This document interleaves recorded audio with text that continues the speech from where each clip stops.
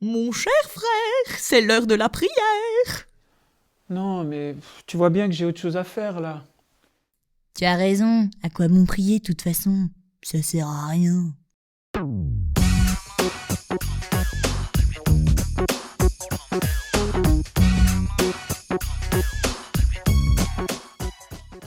Il faut bien le reconnaître, la prière, c'est pas une mince affaire. Au début, il faut s'y mettre et ensuite, il faut s'y maintenir. Quelle que soit la forme que peut prendre notre prière, elle est d'abord et avant tout rencontre avec le Seigneur, une rencontre qui est heureuse et joyeuse, mais qui peut aussi devenir un combat. Lorsque l'on débute dans la vie spirituelle, la prière est bien souvent balbutiante, mais elle est un jaillissement du cœur vers Dieu, ou encore, elle est un moyen de demander une chose importante à Dieu pour nous ou pour les autres, et Dieu répond. Même si ce n'est pas toujours comme on l'attend et quand on le souhaite. C'est vrai. Pourtant, inévitablement, avec le temps, les choses vont devenir plus compliquées. Ce temps va nous paraître vide, les consolations absentes. Ce temps va nous sembler inutile, pauvre et parfois même hypocrite. Bien souvent, c'est à ce moment-là que la plupart des chrétiens arrêtent de prier, alors que justement, c'est à ce moment-là que commence le combat de la prière. Car oui, il faut le dire, la prière est un combat. Un combat d'abord avec notre nature humaine, inconstante et fragile. Un combat contre le démon, l'adversaire qui veut nous séparer à tout prix de Dieu et qui aussi nous sépare donc de la prière. Enfin, un combat avec Dieu. Et oui, un combat avec Dieu. Parce que devant l'amour inconditionnel qu'il nous propose, nous prenons peur et alors nous fuyons.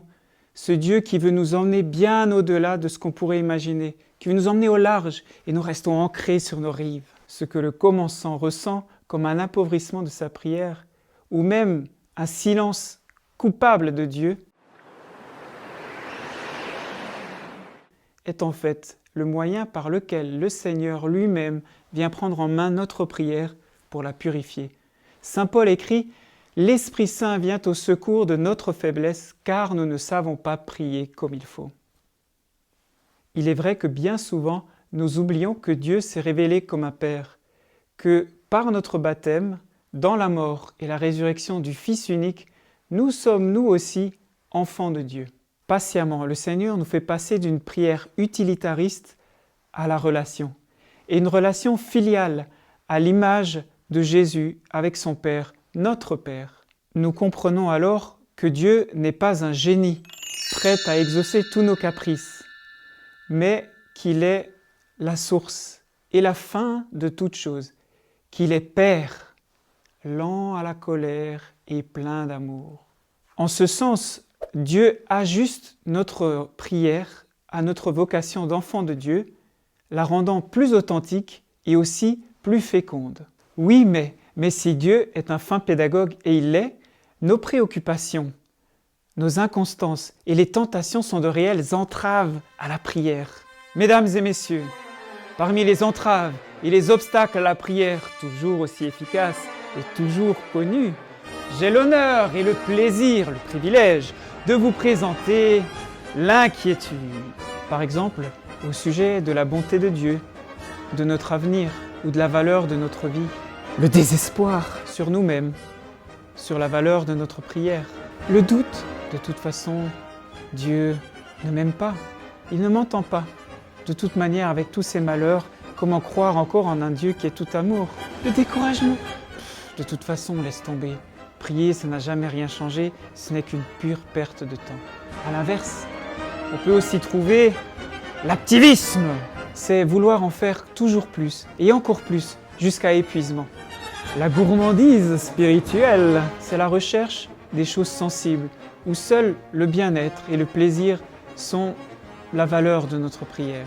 L'orgueil, c'est confondre la perfection avec la sainteté. C'est vouloir être parfait aux yeux des autres, ou alors c'est vouloir se comparer, à l'image du pharisien dans l'évangile de Luc. Et enfin, le plus terrible, l'ascédie. Terrible.